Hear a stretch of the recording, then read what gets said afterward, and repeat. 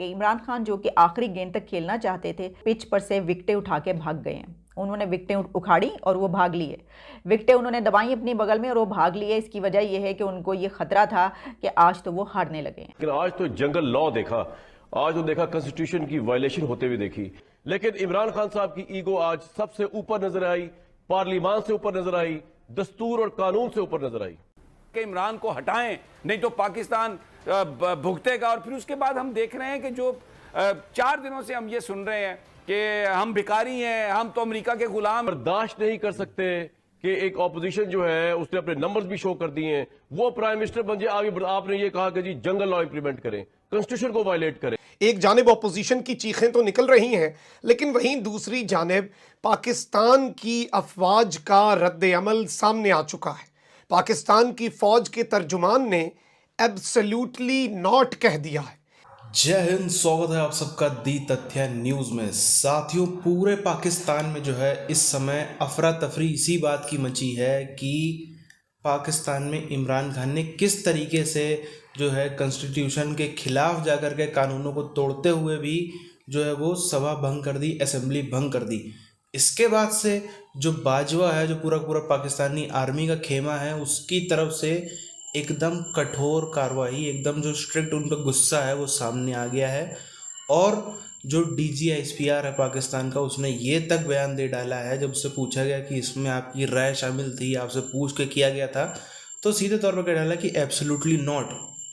ये साफ दर्शाता है, और ऐसे नहीं बोला एक्सप्रेशन से, बड़े गुस्से तरीके से, इससे साफ समझ में आता है कि किस तरीके का क्रोध है उधर। और मार्शल लॉ लगने की बात ही पाकिस्तानी मीडिया खुलेआम बता रहा है कि मार्शल लॉ जो है वो लग के ही रहेगी। पूरी चीज़ की उधर हम चलते हैं। आप चैनल को सब्सक्राइब करके बेल आइकन दबा दें। आज उन्होंने स्पीकर से ही काम करवा दिया। कल अटॉर्नी जनरल ने ये करने से इनकार कर दिया था, मशवरा इस पे। लेकिन इमरान खान साहब की ईगो आज सबसे ऊपर नजर आई, पार्लियामान से ऊपर नजर आई, दस्तूर और कानून से ऊपर नजर आई।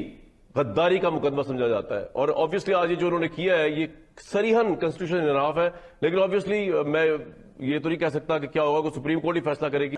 इमरान खान साहब अगर यहां से अब पार्लियामेंट से नहीं निकाले जा रहे, या वो बर्दाश्त नहीं कर सके कि वो निकाले जाएंगे यहां से, तो उन्होंने एक इस तरह का इंस्ट्रूमेंट इस्तेमाल किया जिसमें अकल हैरान है, और कॉन्स्टिट्यूशन परेशान हो जाएगा जब ये हेयरिंग अब शुरू होगी सुप्रीम कोर्ट के। शॉर्ट स्पीच थी उनकी जिसमें उन्होंने कहा कि पूरी दुनिया से उनकी हुकूमत के खिलाफ साजिश हो रही है, तो वो तो ये समझते हैं कि इसको होना ही नहीं चाहिए, ये बजाते खुद एक गैर आईनी है।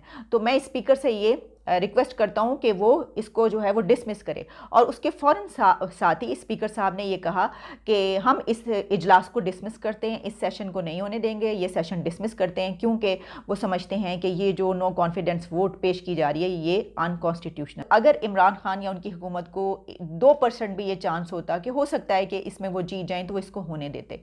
लेकिन उनको 0% भी चांस नहीं था उनके पास कि वो इसमें जीतते, क्योंकि 176 जो मेंबर्स थे वो पेश कर दिए थे, वहाँ पर मौजूद थे। वो तमाम मेंबर्स जो कि PTI को छोड़ के गए, उनको छोड़ के गए, तो वो उन्होंने देख लिए कि वो तो आज आए हैं और वो वोट कास्ट करेंगे।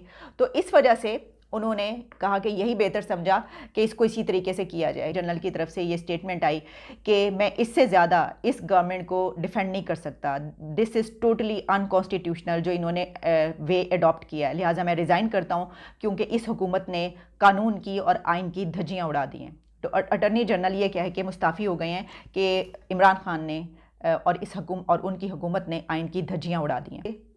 इमरान खान ने डेमोक्रेसी के ऊपर, जमहूरियत के ऊपर मार्शल लॉ को तरजीह दी है, क्योंकि वो पिछले कई दिन से ये कोशिश कर रहे थे कि उनकी फ़ौजी हुकूमत आए और उनकी हुकूमत ख़त्म करे, ताकि लोगों के पास जाने के लिए उनके पास एक कार्ड हो, रिलीजन कार्ड और एंटी इंडिया कार्ड, और इसके अलावा जो एक ग्लोबल साजिश हो रही है वो कार्ड तो वो यूज़ कर ही रहे हैं। वो चाहते थे उनके पास एक और कार्ड भी आए, और वो कार्ड वो हो कि जिसमें फ़ौजी हुकूमत आए, मार्शल लॉ लगाए, उनकी हुकूमत को डिसमिस करे। देखे, ये सरप्राइज नहीं है, इसकी प्राइज मुल्क को अदा करनी होगी। आइन तोड़ना मजाक नहीं होता। आज तक पाकिस्तान की तारीख में पहली दफा हिस्ट्री हुई है कि कोई अदम एतमाद आया और उस तारीख को ही डिप्टी स्पीकर साहब ने गैर आईनी करार दे दिया है, एक ऐसे कागज के टुकड़े जिसकी अभी तहकीक नहीं हुई, लेकिन आइन से मावरा किया, और इसको बहुत जल्द सुप्रीम कोर्ट इस पर फैसला करेगी। इस तरह मुल्क नहीं चला करते कभी भी। ये एक अदम एतमाद आईनी तरीका है, उसने पेश कर दिया। आप बैठा एक डिप्टी स्पीकर अनाउंस कर रहा है कि ये सारे गद्दार हैं, ये मुल्क की साजिश करार दे की तारीख में हुआ। आप मुझे बताए ना, आप घर से जा रहे हैं, रास्ते में कोई आपको लूट लेता है तो आप तो बेबस होंगे।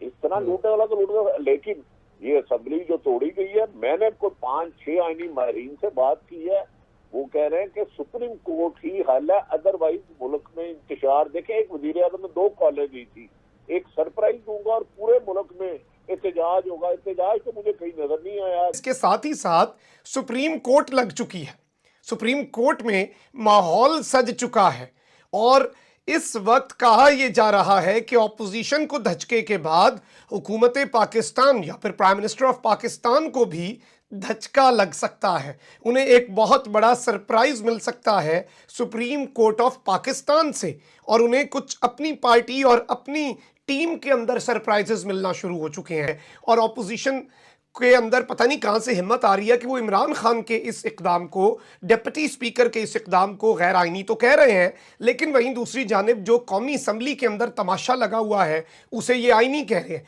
कौमी असम्बली में बड़ा दिलचस्प सीन हुआ, अलबत्ता जिस तरह के मनाजिर आ रहे हैं और जो शहबाज शरीफ साहब की तस्वीर आ रही हैं कि जिस तरह से उनका चेहरा उतरा था, उन्हें समझ नहीं आ रही थी मैं किधर जाऊं। लेकिन इस सब में ये सारे ऑपोजिशन के अरकान कौमी असम्बली के अंदर ही रहे। कौमी असम्बली के अंदर आधा अंधेरा है, आधी रोशनी है और उसके अंदर इनका इजलास जारी है। कोई असम्बली का अमला नहीं है, कुछ डॉक्यूमेंट नहीं हो रहा, लेकिन यहाँ पर शायद प्रैक्टिस हो रही है या मॉक चल रहा है या सिस्टम को मॉक किया जा रहा है। लेकिन इसमें मेरी अंडरस्टैंडिंग यही है कि ये इस तरह का बहरान बनाकर इदारों की इंटरवेंशन चाहते हैं। और बिलावल ने इदारों को दावत भी दे दी कि संडे के दिन अदालत लग रही है और ख़ुद से दरख्वास्त लेंगे कि आप जल्दी जल्दी हमें दरख्वास्त दें ताकि इस मामले के ऊपर हम सुनवाई शुरू कर दें, इस मामले के ऊपर गुफ्तगू जो है वो शुरू हो जाए। इस सारे के सारे मामले में जब अव्वल मैं आपको एक चीज़ ये बता दूं कि कल जब इजलास रुकवाने की बात हुई, वोटिंग रुकवाने की बात हुई और 4-5 लोगों ने कहा कि ये फॉरेन फंडेड है तहरीक अदम एतमाद, तो ऑनरेबल सुप्रीम कोर्ट ने कहा कि पार्लियामेंट की कार्रवाई में हम इंटरवीन नहीं कर सकते। पाकिस्तान की जो अफवाज हैं उनका रद्द अमल भी सामने आया है।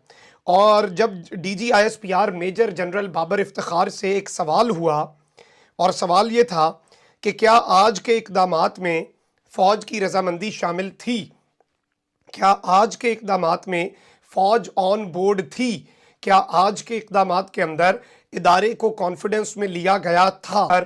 डायरेक्टर जनरल ISPR उन्होंने नाज़रीन कराम ये स्टेटमेंट दी है कि एब्सोल्युटली नॉट।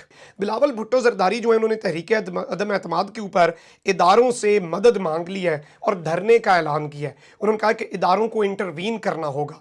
वो clearly supreme court of Pakistan भी कह सकते थे, लेकिन उन्होंने ये कहा है कि इदारे इस सब में इंटरवीन करें और आइन के मुताबिक ये सारा मामला हो और हम सुप्रीम कोर्ट भी जाएंगे और पार्लिमान को तहलील नहीं किया जा सकता और ये तमाम तर चीज़ें नाज़रीन कराम जो हैं ये हम करेंगे और इन चीज़ों को उसी तरह से लेकर चलेंगे। साथियों, इमरान खान ने ना सिर्फ विपक्ष से पंगा लिया है, जो उसके सांसद भागे हैं उनसे पंगा लिया है, पंगा उसने पाकिस्तानी फ़ौज से भी ले लिया है। और इस समय आप देखो पूरा का पूरा मीडिया आप देख लो, 1-2 गिने चुने एंकर जो इनके माने जाते थे कि बड़ी इनकी तारीफ करते हैं इमरान खान की, वो भी इस समय बुराई करने में लगे हुए हैं। सबसे बड़ा सिग्नल यही है कि किस तरीके से बाजवा खिसियाया हुआ है इस समय इमरान खान से। खिसियाया इस बात से भी है कि बाजवा को उम्मीद थी कि तकरीबन आप देखो 1.5 महीने हो गए पूरे प्रोसेस को चलते हुए, बाजवा को उम्मीद थी कि ये मुश्किल से हफ्ता 10 दिन बंदा टिकेगा, उसके बाद ही समझ जाएगा और अपनी जान बचा के खुद ही भाग जाएगा। वो हुआ नहीं। ये हर दिन आप देखो कोई ना कोई झटका, कभी ये वहाँ पे 10 लाख लोग बुलाने की बात करता है, जिसमें 4-5 लोग आए भी थे। पाकिस्तानी मीडिया ने बताया कि 4-5 लोग उसके जलसे में आए भी थे। पूरे पाकिस्तान में उसने रैलियाँ करी, ये किया वो किया। अब आखिरी में जो है वो किसी को उम्मीद नहीं थी, उसका खुद का जो आज तक भी उसके साथ में था वो भी आदमी भाग गया बोल के कि भाई इसने तो कॉन्स्टिट्यूशन का गला घोट दिया। जो आज सुबह तक भी इमरान खान के सपोर्ट में था वो भी एक आदमी अब देखो इस तरीके से ऐसा हुआ। तो इससे साफ दर्शाता है, लाइट गायब कर दी, पाकिस्तानी पार्लियामेंट में लाइट ही नहीं आ रही, सुबह से अभी तक भी अंधेरा छाया हुआ। ये सब चीज़ें हैं जिसकी ना बाजवा को, ना पाकिस्तानी फ़ौज को, ना किसी को उम्मीद थी और इसके परिणाम बहुत ही बुरे देखने को मिलेंगे इमरान खान को। हम अगर देखें पिछले 1 हफ्ते में 2 बार इमरान खान पे हमला होने की खबर आई है। अब वो उसने खुद से करवाई है, जिससे भी करवाई वो अलग की बात है, लेकिन 2 बार हमले की उसके ऊपर एक हफ्ते में कोशिश हो चुकी है।